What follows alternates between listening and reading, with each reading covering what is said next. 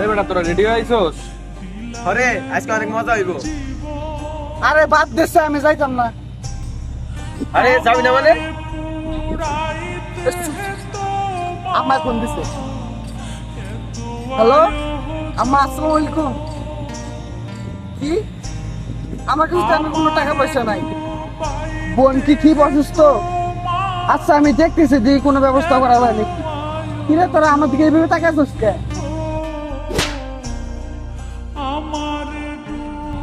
তোর বোন মানে আমাগো সবার বোন। তুই কেমনে আমাগো সামনে কস এই টাকা ম্যানেজ করতে পারি কিনা? এই বেটা, আমরা কি তোর বন্ধু না?